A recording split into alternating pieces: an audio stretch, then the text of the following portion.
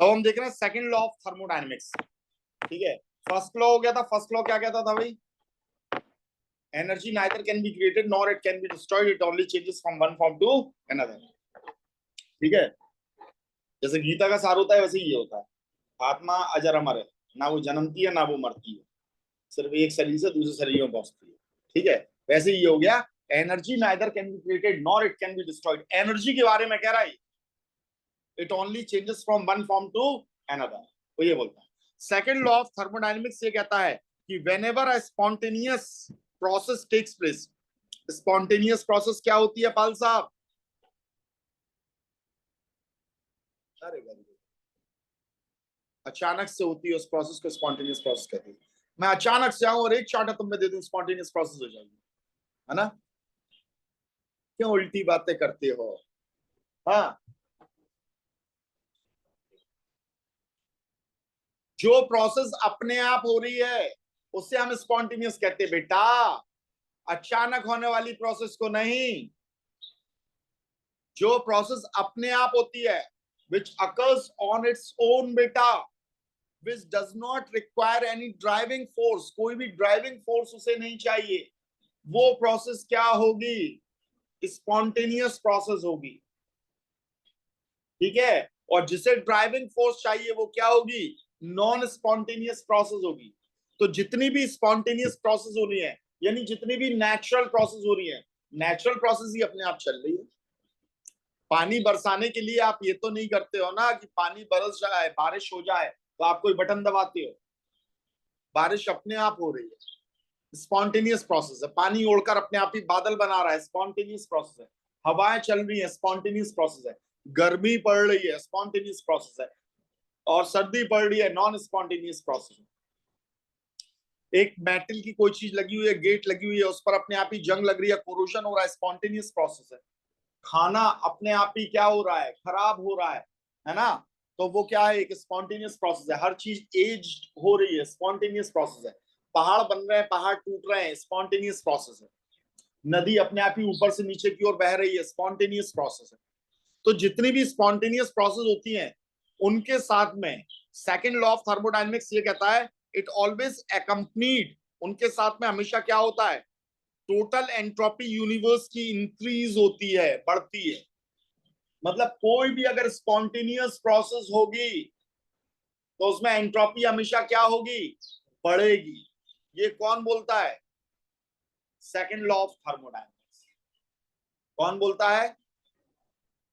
ठीक है, तो सेकंड लॉ ऑफ थर्मोडायनेमिक्स क्या कहता है, फिर से बताओ मुझे।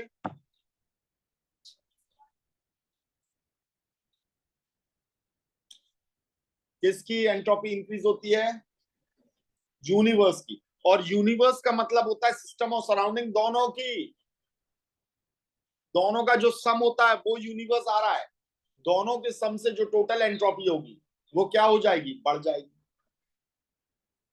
बात समझ में आ रही है? अगर ये रिवर्सिबल होती तो एक की बढ़ रही होती, एक की घट रही होती, तो डेल्टा एस की वैल्यू 0 हो जाती। पर ये इरिवर्सिबल है, और इरिवर्सिबल में यहां पर क्या हो जाएगा? दोनों के टेम्परेचर मैंने आपको बताए थे अलग अलग हो जाते हैं, तो इसकी वजह से इसकी वैल्यू तो हमेशा बढ़नी बढ़नी है, यानी ये पॉजिटिव आनी आनी है। इसे तो पॉजिटिव आना ही आना है। ठीक है, तो एंट्रोपी हमेशा यूनिवर्स की क्या हो जाएगी? इंक्रीज हो जाएगी। क्या हो जाएगी? इंक्रीज हो जाएगी। क्या ये बात समझ में आई है? तो यहां से कुछ लोगों ने सोचा, कुछ लोगों की बात कर रहा हूं, उन लोगों ने सोचा इसका मतलब हम इसका उल्टा कह सकते हैं कि कभी भी अगर एंट्रोपी क्या होती है? इंक्रीज होती है, तो इसका मतलब वो क्या होती है? स्पॉन्टेनियस प्रोसेस होगी। इसका उल्टा यही तो हो गया। तो हम इससे स्पॉन्टेनियस प्रोसेस को पहचान सकते हैं। कौन सी स्पॉन्टेनियस? नेचुरल, यानी जिसमें भी एंट्रोपी बढ़ेगी यानी डिसऑर्डर बढ़ेगा तो वो नेचुरल प्रोसेस हो जाएगी। तुम देख रहे हो ना, इस स्पॉन्टेनियस प्रोसेस में टोटल एंट्रोपी बढ़ेगी। तो इसका हम उल्टा भी ये कह सकते हैं ना, क्या कह सकते हैं? इसे एक और तरीके से कह सकते हैं कि जहां एंट्रोपी इंक्रीज होगी वो क्या होगी? वो नेचुरल प्रोसेस होगी, और जहां एंट्रोपी डिक्रीज होगी वो क्या होगी? नॉन स्पॉन्टेनियस प्रोसेस हो जाएगी। कह सकते कि नहीं? और यही कहना गलत हो जाएगा, यही कहना गलत हो जाएगा।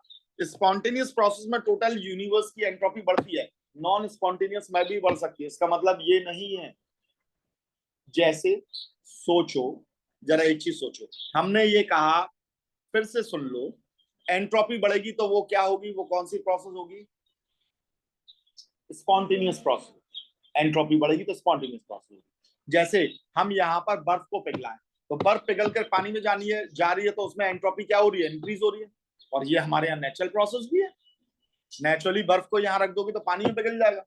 कोल्ड कंट्रीज में जाओ बेटा, कोल्ड कंट्रीज में पहुंचो, वहां पानी से क्या बनता है, बर्फ बन जाती है अपने आप। उल्टा उसे पिघलाना, अगर हमें पिघलाना है यानी वहां एंट्रोपी को इंक्रीज करना है तो हमें वहां पर हीट देनी पड़ेगी, वहां ड्राइविंग फोर्स चाहिए। तो वहां पानी से बर्फ बनना एक नेचुरल प्रोसेस है कोल्ड कंट्रीज में। पानी से बर्फ बनना एक नेचुरल प्रोसेस है। और वहां एंट्रोपी इंक्रीज हो रही है कि डिक्रीज, डिक्रीज हो रही है ना, क्योंकि लिक्विड से क्या बन रहा है, सॉलिड बन रहा है। तो एंट्रोपी क्या हो गई, तो एंट्रोपी डिक्रीज हो रही है एक नेचुरल प्रोसेस में, आपने ये देखा। तो क्या हम एक नेचुरल प्रोसेस और अननेचुरल प्रोसेस या स्पॉन्टेनियस प्रोसेस या नॉन स्पॉन्टेनियस प्रोसेस को क्या हम एंट्रोपी की वैल्यू से निकाल सकते हैं क्या?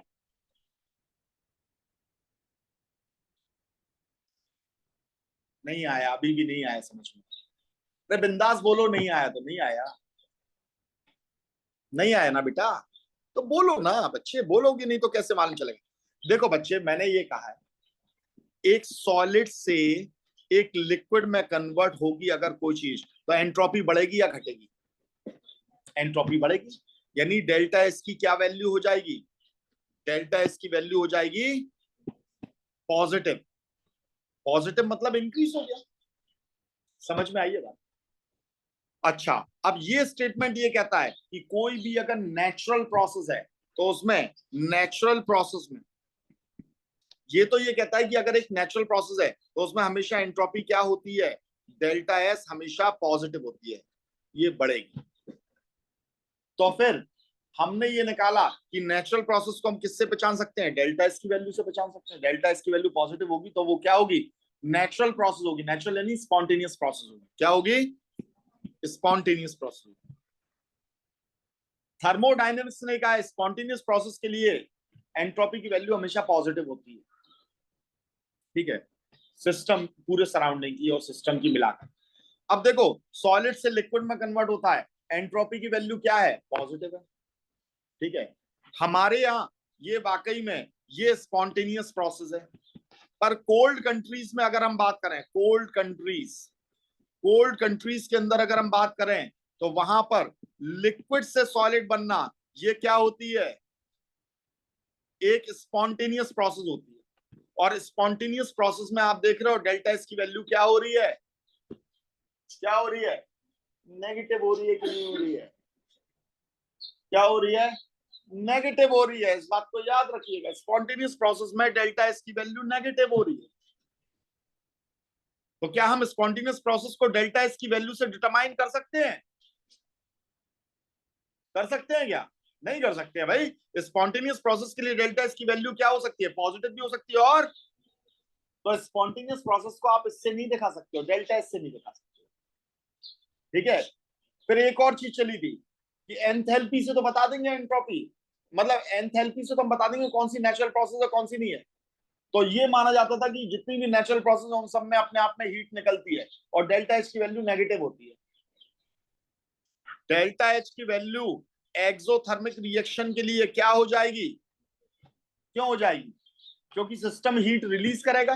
तो याद रख लेना आप हमेशा के लिए, एक्सोथर्मिक प्रोसेस, एक्सोथर्मिक प्रोसेस यानी कि जिसमें हीट निकलती है, हीट निकल रही है, कहां पहुंच रही है, सराउंडिंग में। कौन दे रहा है, सिस्टम। और सिस्टम हीट दे रहा है, इसलिए डेल्टा एच की वैल्यू क्या हो गई, नेगेटिव हो गई। Heat given by the system, और heat given to system positive होगी, यानी वो प्रोसेस क्या कहलाएगी, एंडोथर्मिक। और उसमें डेल्टा एच की वैल्यू क्या होगी, पॉजिटिव। तो अब आपको मालूम है डेल्टा एच की वैल्यू से आप बता सकते हो कि ये रिएक्शन एंडोथर्मिक है या एक्सोथर्मिक है। मैंने बोला एक रिएक्शन हो रही है, डेल्टा एच की वैल्यू पॉजिटिव है, इसका मतलब बताओ क्या है, एक्सोथर्मिक या एंडोथर्मिक, एंडोथर्मिक। बेटा उसने हीट ली है तभी तो एंथैल्पी बढ़ी है। ठीक है ना, समझ में आ रही है बात। तो डेल्टा एच की नेगेटिव या वैल्यू बताती है कि एक्सोथर्मिक है कि एंडोथर्मिक है। लेकिन क्या डेल्टा एच की वैल्यू क्या हमें ये बता सकती है रिएक्शन स्पॉन्टेनियस है नॉन स्पॉन्टेनियस है? पहले ये माना जाता था कि भैया जितनी भी एक्सोथर्मिक रिएक्शन होती है वो सब अपने आप में क्या है, किसी भी चीज को आप जला दो वो चीज जलती रहेगी, अपने आप जलेगी, अपने आप जलेगी, स्पॉन्टेनियस प्रोसेस है, तो वो हीट निकाल रही है और हीट निकालने वाली सारी रिएक्शन स्पॉन्टेनियस होती है। पर ऐसा थोड़ी होता है, हीट लेने वाली रिएक्शन भी तो स्पॉन्टेनियस होती है। बर्फ अपने आप ही हीट ले रही है सराउंडिंग से, पिघल रही है, एंडोथर्मिक है, डेल्टा एच की पॉजिटिव वैल्यू है और वो स्पॉन्टेनियस है। जबकि पहले हम ये मानते थे कि एक्सोथर्मिक रिएक्शन स्पॉन्टेनियस होगी, मतलब डेल्टा एच की नेगेटिव वैल्यू हमेशा क्या होगी, स्पॉन्टेनियस होगी, पहले हम ये मानते थे। तो बाद में साइंटिस्टों को समझ में आया कि नहीं भैया, डेल्टा एच की अकेली वैल्यू, डेल्टा एच की अकेली वैल्यू ये डिसाइड नहीं करती है कि रिएक्शन स्पॉन्टेनियस है या नहीं है, ये डिसाइड नहीं करती है। तो फिर उन्होंने कहा भैया कोई तो फैक्टर दो, कोई तो ऐसा फैक्टर दो जो ये बताए, क्या बताए कि रिएक्शन स्पॉन्टेनियस है कि नॉन स्पॉन्टेनियस। हम कैसे पहचाने, हम कैसे पहचाने? हमने आपसे कह दिया कि HCl और NaOH को मिलाया, बताओ स्पॉन्टेनियस है कि नॉन स्पॉन्टेनियस रिएक्शन है? हाँ, NaOH को मिलाया, एक एसिड और बेस को मिलाया, स्पॉन्टेनियस है कि नॉन स्पॉन्टेनियस है? अरे अपने आप हो जा रही है, एसिड और बेस को मिलाओगे अपने आप ही सॉल्ट एंड वाटर बन गया। क्या तुम्हें हीट हीट करना पड़ता है? उसमें क्या हो रहा है, हीट निकल रही है। एसिड और बेस को मिलाओगे तो बहुत गर्म हो जाएगा वो, और गर्म हो जाएगा तो इसमें से क्या हो रहा है, हीट निकल रही है, गर्म हो रहा है, इसका मतलब ये हीट निकाल रहा है। तो ये रिएक्शन स्पॉन्टेनियस अपने आप हो जाती है, आपको कुछ करना नहीं पड़ता है, ठीक है, स्पॉन्टेनियस है। और डेल्टा एच की वैल्यू क्या हो गई इसमें, एक्सोथर्मिक है तो नेगेटिव हो गई, तो उन्होंने कहा देखो नेगेटिव निकल रही है। पर कुछ रिएक्शन ऐसी भी हैं, हमने पानी लिया उसके अंदर नमक को डाला, NaCl, ना हीट निकली ना हीट आई, और ये रिएक्शन अपने आप हो रही है। कुछ रिएक्शन जो अपने आप हो रही हैं और वो हीट को एब्जॉर्ब कर रही है, जैसे मैंने कहा कि बर्फ रख दी हमने, उसने अपने आप ही हीट ली और पानी में कन्वर्ट हो रहा है। आप हीट दे रहे हो क्या, बर्फ अपने आप पिघल जाएगी, स्पॉन्टेनियस है। तो डेल्टा एच और डेल्टा एस की वैल्यू डिसाइड नहीं कर रही है, क्या डिसाइड नहीं कर रही है कि रिएक्शन स्पॉन्टेनियस होगी या नहीं होगी। तो उन्होंने ये कहा, साइंटिस्टों ने कहा कि कुछ तो ऐसी चीज हमें दो भैया जिससे हम बता सके रिएक्शन स्पॉन्टेनियस है कि नॉन स्पॉन्टेनियस। उन्होंने कहा ठीक है बिल्कुल हम देते हैं। तो उन्होंने यहां से एक नए टर्म को इंट्रोड्यूस किया जिसे हम बोलते हैं गिब्स फ्री एनर्जी। क्या बोलते हैं, गिब्स फ्री एनर्जी। तो इस गिब्स फ्री एनर्जी को किससे दिखाया जाता है, जी से दिखाया जाता है। फिर से वही बात, ये एनर्जी है, तो इस एनर्जी को कैलकुलेट नहीं कर सकते हो, पर चेंज इन एनर्जी को कैलकुलेट कर सकते हो कि नहीं? तो G can not be calculated, it can not be calculated, इसे कैलकुलेट नहीं किया जा सकता है। पर किसे कैलकुलेट किया जा सकता है, बट चेंज इन, यानी डेल्टा जी को हम क्या कर सकते हैं, कैलकुलेट कर सकते हैं। Delta G can be calculated, इसे कैलकुलेट किया जा सकता है। हाँ भाई,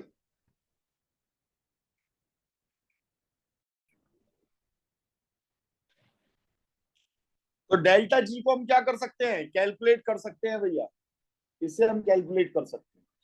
गिब्स फ्री एनर्जी को कैलकुलेट नहीं कर सकते, पर चेंज इन गिब्स फ्री एनर्जी को कैलकुलेट कर सकते हैं। अब देखो गिब्स फ्री एनर्जी की खोज क्यों कर रहे हैं, पहले तो ये बताओ ये क्यों कॉन्सेप्ट आया, क्यों आया, ये बताएगा। वो परेशान किस लिए हो रहे थे कि हम कैसे बताएं कि रिएक्शन स्पॉन्टेनियस है कि नॉन स्पॉन्टेनियस है, कौन सी रिएक्शन नेचुरल है कौन सी नहीं है। जैसे मैंने आपको एक रिएक्शन दी, देखो मैंने ये रिएक्शन दी FeSO4, इसे हमने कॉपर में रखा, कॉपर के वेसल में रखा, तो ये रिएक्शन क्या हो जाएगी, CuSO4 का फॉर्मेशन हो जाएगा और क्या बन जाएगा, Fe रिलीज हो जाएगा। और एक रिएक्शन ये है कि हमने CuSO4 को लिया और कॉपर के वेसल में रखा, सॉरी आयरन के वेसल में रखा, आयरन के बर्तन में रखा हमने से, तो ये क्या बनाएगा, FeSO4 बनाएगा और ये क्या होगा, Cu। इसमें से एक रिएक्शन स्पॉन्टेनियस होगी। भाई देखो इसी की ऑपोजिट रिएक्शन तो ये हो गई है, ये वाली रिएक्शन इसी की ऑपोजिट तो हो गई है, या ये वाली रिएक्शन इसकी ऑपोजिट हो गई है। एक डायरेक्शन में अगर ये स्पॉन्टेनियस है तो दूसरे डायरेक्शन में ये क्या होगी, नॉन स्पॉन्टेनियस होगी। इरिवर्सिबल रिएक्शन के लिए बता रहा हूं, रिवर्सिबल एक ही साथ दोनों डायरेक्शन में चलती है। इरिवर्सिबल रिएक्शन एक डायरेक्शन में स्पॉन्टेनियस है तो दूसरे डायरेक्शन में नॉन स्पॉन्टेनियस होगी। तो हमें कैसे मालूम चलेगा, या तो हम प्रैक्टिकल करें, या तो हम प्रैक्टिकल करें, या हमें कोई दूसरा तरीका मालूम हो कि बिना प्रैक्टिकल करे ही हम ये बता सके कि कौन सी रिएक्शन स्पॉन्टेनियस है, कौन सी नॉन स्पॉन्टेनियस है। तो रिएक्शन स्पॉन्टेनियस होगी या नहीं होगी उसके बारे में जानकारी कौन देता है, गिब्स फ्री एनर्जी। तो गिब्स फ्री एनर्जी को हमने क्यों खोजा, to find out whether a reaction is spontaneous और नॉन स्पॉन्टेनियस, कोई एक प्रोसेस स्पॉन्टेनियस है या नॉन स्पॉन्टेनियस है, उसके लिए हमने खोजा। क्या ये बात समझ में आ गई है? To find out the spontaneity of a reaction, गिव्स free energy concept is used. ठीक है, गिव्स फ्री एनर्जी को के कॉन्सेप्ट को क्यों यूज करते हैं, to find the spontaneity of a reaction. ठीक है, चलिए अब इसके बारे में जानते हैं क्या होता है। साइंटिस्टों ने ऐसा कहा कि देखो भैया, नॉन स्पॉन्टेनियस प्रोसेस क्या होती है, जिसमें हमें क्या चाहिए पड़ता है, ड्राइविंग फोर्स। और वो ड्राइविंग फोर्स कौन लगा रहा है, हम लगा रहे हैं, बाहर से हमें एनर्जी लगाकर दे रहे हैं तब ये रिएक्शन हो रही है। अच्छा, उन्होंने कहा ठीक है, तो कहने लगे स्पॉन्टेनियस, कह रहे स्पॉन्टेनियस हम नहीं लगा रहे। तुम नहीं लगा रहे तो कोई तो लगा रहा होगा, कौन लगा रहा है, नेचर लगा रहा है। नेचुरल प्रोसेस है तो उसके लिए नेचर कर रहा है, और जो नेचर नहीं कर रहा है उसके अगेंस्ट में हम करना चाह रहे हैं। नेचर चाह रहा है भाई ऐसा हो, हम चाह रहे हैं उसका उल्टा हो, तो हमें एनर्जी तो खर्च करनी पड़ेगी। अच्छा, हम एनर्जी खर्च कर रहे हैं तो नेचर नहीं चाह रहा है वैसा हो, नेचर उसे फिर से क्या करा देगा, स्पॉन्टेनियस करा देगा, कराएगा ना। तो फिर नेचर एनर्जी फ्री खर्च, अपनी एनर्जी खर्च करेगा। तो नेचर जो एनर्जी खर्च करता है उसे हम बोलते हैं गिव्स एनर्जी। क्या बोलते हैं, तो गिव्स एनर्जी नेचर की एनर्जी है, गिव्स एनर्जी नेचर की एनर्जी है। और ये एनर्जी यूज होती है काय के लिए, स्पॉन्टेनियस रिएक्शन कराने के लिए। किसके लिए, ये उसका ड्राइविंग फोर्स है, नेचुरल। और अब ये एनर्जी हम नहीं करा रहे ना, ये कौन करा रहा है, कोई और करा रहा है, कोई और मतलब नेचर करा रहा है। तो नेचर की ओर से ये मिल रही है, हमारी ओर से तो नहीं मिल रही, हमने तो कोई ताकत नहीं लगाई ना। तो इसका मतलब ये हमें फ्री में अवेलेबल है ना, नेचर हमें जो भी देता है हम यही सोचते हैं फ्री में अवेलेबल है। हवा कैसी मिल रही है, ऑक्सीजन फ्री मिल रही है। वही ऑक्सीजन डॉक्टर से जाकर खरीदोगे तो सिलेंडर कितना महंगा पड़ेगा, क्या उसे फ्री कहोगे, फ्री क्यों, हमें कुछ कॉस्ट नहीं पे करनी पड़ रही है, ये नेचर दे रहा है। तो ऐसे ये नेचर की एनर्जी है, कौन सी, गिफ्ट एनर्जी, और नेचर की है तो ये फ्रीली अवेलेबल है, तो हमने से बोल दिया गिफ्ट फ्री एनर्जी। अब बताओ, एक स्पॉन्टेनियस रिएक्शन होगी तो नेचर की एनर्जी खत्म होगी या बढ़ेगी, खत्म होगी ना, कम होगी ना। तो इसका मतलब अगर गिफ्ट फ्री एनर्जी की वैल्यू नेगेटिव हो जाए, नेगेटिव हो जाए मतलब कम हो जाए, तो इसका मतलब वह प्रोसेस कैसी है, स्पॉन्टेनियस है। स्पॉन्टेनियस प्रोसेस के लिए डेल्टा जी की वैल्यू क्या निकलती है, नेगेटिव। क्या निकलती है, तो डेल्टा जी की वैल्यू नेगेटिव होती है, किसके लिए, फॉर स्पॉन्टेनियस प्रोसेस। और इसकी वैल्यू पॉजिटिव होती है, किसके लिए, for non spontaneous process. Non spontaneous process के लिए इसकी वैल्यू क्या हो जाती है, क्या हो जाती है बच्चों, पॉजिटिव हो जाती है। और डेल्टा जी की वैल्यू अगर 0 है तो इसका मतलब रिएक्शन इक्विलिब्रियम में, रिएक्शन इज इन, रिएक्शन या जो भी प्रोसेस है इन इक्विलिब्रियम, ये इक्विलिब्रियम में। इक्विलिब्रियम मतलब कोई भी चेंज नहीं हो रहा है या दोनों चेंज बराबर के हो रहे हैं। समझ में आ गई बात, नहीं आई? तो जरा एक चीज सोचिए, आप अपना मोबाइल चला रहे हैं, डेल्टा जी की वैल्यू क्या होगी, पॉजिटिव या नेगेटिव, आपका मोबाइल चल रहा है, बैटरी के टर्म्स में सोचिए, बैटरी के टर्म्स में, बैटरी के टर्म्स में सोचिए, नेगेटिव होगी बेटा, ये रिएक्शन इसमें अपने आप चल रही है ना, बैटरी के अंदर अपने आप ही केमिकल रिएक्शन हो रही है, अपने आप केमिकल रिएक्शन हो रही है कि नहीं? जब अपने आप केमिकल रिएक्शन हो रही है, आपको कुछ नहीं करना पड़ रहा है। बैटरी के टर्म्स में के लिए बोला मैंने, मोबाइल चलाने के लिए नहीं, मोबाइल के लिए तो आप उंगलियां चला रहे हो, अपने आप ही हो रहा है ना। तो जब अपने आप उसमें केमिकल रिएक्शन हो रही है तो डेल्टा जी की वैल्यू नेगेटिव हो गई। अब बैटरी को हम चार्ज कर रहे हैं, बिना इलेक्ट्रिसिटी के चार्ज हो जाएगी क्या? हमने ड्राइविंग फोर्स लगाया ना, वो इलेक्ट्रिसिटी क्या फ्री में अवेलेबल है? नहीं है ना। तो हमने एक ड्राइविंग फोर्स लगाया, तो यहाँ डेल्टा जी की वैल्यू जब हम बैटरी को चार्ज कर रहे हैं तो क्या हो गई है? पॉजिटिव हो गई है। और जब मोबाइल पूरा डिस्चार्ज हो गया तो बैटरी किस में आ गई? इक्विलिब्रियम में आ गई।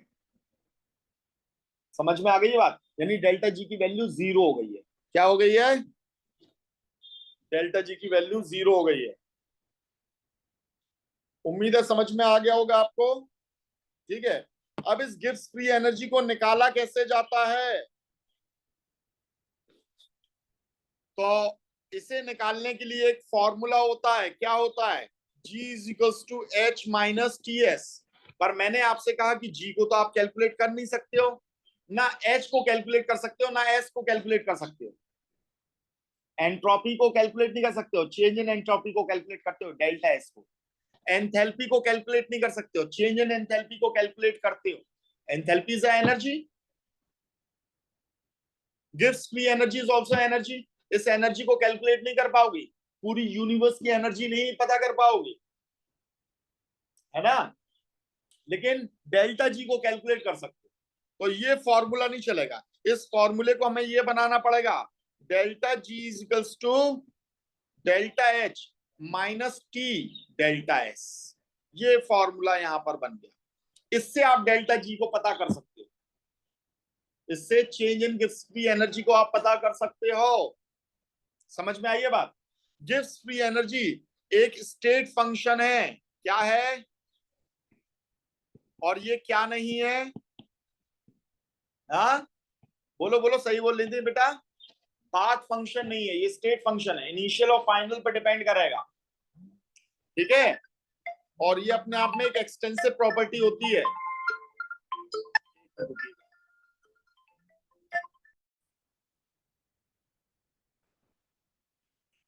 तो गिव्स फ्री एनर्जी एक स्टेट फंक्शन है और अपने आप में एक एक्सटेंसिव प्रॉपर्टी होती है। एक्सटेंसिव प्रॉपर्टी समझ गए हो? नंबर ऑफ पार्टिकल्स पे जो डिपेंड करे। ठीक है, ओके। तो इस इक्वेशन को हम कहते हैं, क्या कहते हैं? Gibbs Helmholtz equation. Gibbs Helmholtz equation.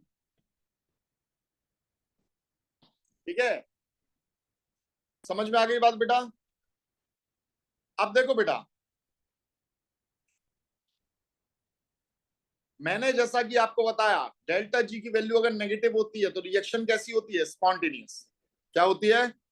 और डेल्टा जी की पॉजिटिव होती है तो नॉन स्पॉन्टेनियस। और डेल्टा जी की वैल्यू जीरो है तो इक्विलिब्रियम। अब हम कुछ स्पेशल केसेस, मैं आपको एक ऐसी चीज बताने जा रहा हूं, स्पेशल चीजें, स्पेशल केसेस बताने जा रहा हूं कि इससे हमेशा आपकी प्रॉब्लम सॉल्व हो जाएगी। मैंने आपसे कहा था गिव्स फ्री एनर्जी किस लिए है? रिएक्शन स्पॉन्टेनियस है कि नहीं है वो बताने के लिए। तो देखो, हमें क्या करना है, डेल्टा जी की वैल्यू को नेगेटिव लेकर आना है तो वो स्पॉन्टेनियस होगी। ये कैसे कैसे हो सकता है? अब एक चीज ये हो सकती है कि डेल्टा एच की वैल्यू कैसी हो? नेगेटिव। नेगेटिव मतलब रिएक्शन कैसी हो? एक्सोथर्मिक। क्या हो? और डेल्टा एस की वैल्यू भी कैसी हो? नेगेटिव हो। नेगेटिव हो मतलब डिसऑर्डर कम हो रहा है, यानी ऑर्डर बढ़ रहा है। डेल्टा एस की वैल्यू पॉजिटिव मतलब डिसऑर्डर बढ़ रहा है, और नेगेटिव मतलब ऑर्डर बढ़ रहा है, डिसऑर्डर कम हो रहा है।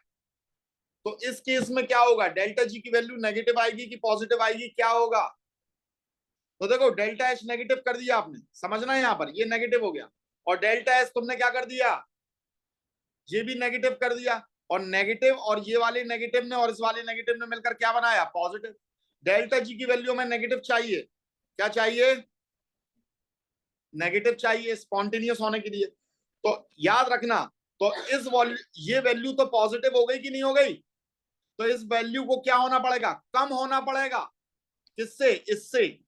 जब ये वाली वैल्यू ज्यादा होगी, क्योंकि ये वैल्यू नेगेटिव है ना, डेल्टा एच की वैल्यू क्या है? नेगेटिव है। तो इसे अगर आपको ज्यादा करना है तो इसे क्या करना पड़ेगा? कम। क्योंकि अगर ये वैल्यू ज्यादा होगी तो ये आंसर किस में आएगा? पॉजिटिव में आएगा बेटा। ठीक है। अब डेल्टा एच की वैल्यू तो फिक्स है किसी रिएक्शन के लिए, तो चेंज किसकी वैल्यू हो सकती है? टेम्परेचर की। तो इस वैल्यू को अगर आपको कम करना है तो इसका मतलब टेम्परेचर को लो करना पड़ेगा। क्या करना पड़ेगा? टेम्परेचर को क्या करना पड़ेगा? लो करना पड़ेगा। बात समझ में आई है जो मैंने कही है बेटा? कि कोई डाउट है इसमें? ठीक है। तो हम यहां पर क्या लिखेंगे? तो हम ये लिखेंगे कि ये हमेशा स्पॉन्टेनियस निकलेगी। कैसी निकलेगी? अगर ये केस है तो ये रिएक्शन हमेशा स्पॉन्टेनियस होगी, लेकिन कब? At low temperature. किस पर? किसे ये समझ में नहीं आया ईमानदारी से बताओ बेटा, मैं रिपीट कर दूंगा। अगर नहीं आया हो समझ में तो बताओ। दद्दा, समझ में आया? ठीक है। चलो, अगर नहीं आया तो दोबारा आपको समझ में आ जाएगा। देखिए, मैं दूसरा केस बताता हूं, अभी हाल ही समझ में आ जाएगा आपको। देखिए, मैंने कर दिया डेल्टा एच की वैल्यू को क्या कर दिया? पॉजिटिव। और डेल्टा एस की वैल्यू को भी मैंने क्या कर दिया? पॉजिटिव। बताओ क्या हो जाए? देखो, delta H minus T delta S, यही चीज तो मैंने रखी है, समझना बात को। डेल्टा एच, सॉरी, है ना? डेल्टा एच को मैंने पॉजिटिव रखा, टी डेल्टा एस में डेल्टा एस को मैंने पॉजिटिव रखा। पॉजिटिव और नेगेटिव मिलकर क्या बनेगा? नेगेटिव बनेगा। समझ में आई ये बात? और अगर हमें स्पॉन्टेनियस करना है तो डेल्टा जी की वैल्यू को क्या लेकर आना है? हमें नेगेटिव लेकर आना है। तो इसका मतलब इसकी वैल्यू छोटी होनी चाहिए और इसकी वैल्यू क्या होनी चाहिए? बड़ी होनी चाहिए। और इसकी वैल्यू तभी बड़ी होगी जब हम टेम्परेचर क्या कर दें? हाई कर दें। तो ये रिएक्शन स्पॉन्टेनियस होगी कब? स्पॉन्टेनियस होगी कब? At high temperature. अगर हमने टेम्परेचर को लो कर दिया तो क्या हो जाएगा? तो डेल्टा जी की वैल्यू पॉजिटिव आएगी। टेम्परेचर मैंने लो कर दिया तो ये वैल्यू छोटी हो जाएगी, नेगेटिव की वैल्यू छोटी हो गई, पॉजिटिव की वैल्यू क्या हो गई? बड़ी। तो आंसर किस में निकलेगा? पॉजिटिव में। और पॉजिटिव में निकला तो डेल्टा जी की पॉजिटिव वैल्यू का मतलब होता है नॉन स्पॉन्टेनियस प्रोसेस। बोलो अच्छा। अब आगे समझ में, है ना? पहले केस में नहीं आया था, अब आया होगा समझ में, है ना? हाँ। ठीक है। चलो, अब तीसरा केस के बारे में बात करते हैं। डेल्टा एच की वैल्यू को कर देते हैं हम पॉजिटिव और डेल्टा एस की वैल्यू को कर देते हैं नेगेटिव। बताइए क्या होगा?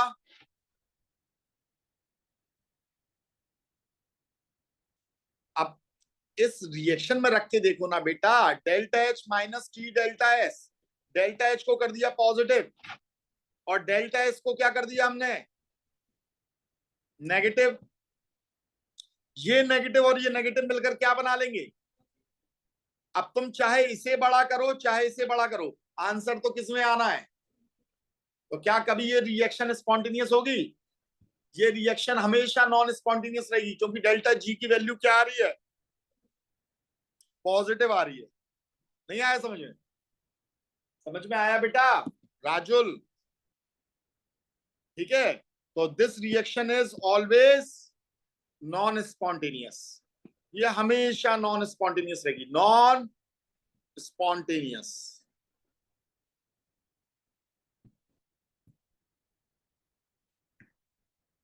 Always and never spontaneous. ठीक है।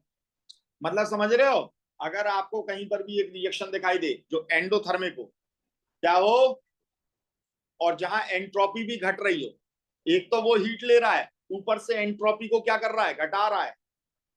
मतलब ऑर्डरली लग रहा है, हीट लेकर ऑर्डरली लग रहा है, तो वो रिएक्शन कभी भी स्पॉन्टेनियस नहीं होगी। एक तो वो हीट ले रहा है, वो रिएक्शन स्पॉन्टेनियस नहीं होगी। मतलब हीट देकर हम बर्फ जमाए समझ रहे हो? वो वाला केस हो गया ये। ठीक है।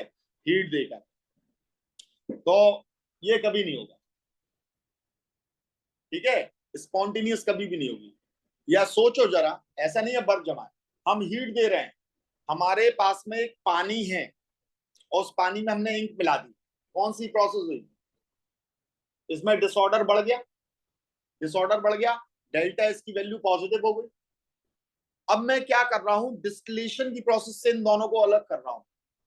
डिस्टिलेशन में मैंने हीट दी, हीट दी तो डेल्टा एच की वैल्यू क्या हो गई? पॉजिटिव। और हीट देकर दोनों के वेपर्स बनाकर मैंने डिस्टिलेशन से अलग अलग कर लिए, अलग अलग कर लिए, मतलब डेल्टा एच की वैल्यू नेगेटिव हो गई कि नहीं? यानी ये ज्यादा ऑर्डर में आ गए कि नहीं? तो अगर मैंने डिस्टिलेशन प्रोसेस लगाई तो उसमें मुझे, जब तक मैं हीट दूंगा ये प्रोसेस होती रहेगी, हीट देना बंद कर दूंगा ये प्रोसेस डिस्टिलेशन की बंद हो जाएगी। तो देखो ये नॉन स्पॉन्टेनियस प्रोसेस ही तो है। तो डिस्टिलेशन की प्रोसेस से जो हम सेपरेट कर रहे हैं दो लिक्विड्स को, तो वो इसी केस में आ जाएगा, इसी केस में आ जाएगा। ठीक है, अब नेक्स्ट केस को देखते हैं हम लोग। डेल्टा एच की वैल्यू मैंने कर दी नेगेटिव और डेल्टा एस की वैल्यू मैंने कर दी पॉजिटिव। बताइए इस केस में क्या होगा बेटा? बेटा मुंह खोल के कुछ भी नहीं बोलो, जरा पहले सॉल्व करके देखो ना, जो मैंने तरीका बताया। आप नहीं करोगे तो कैसे होगा?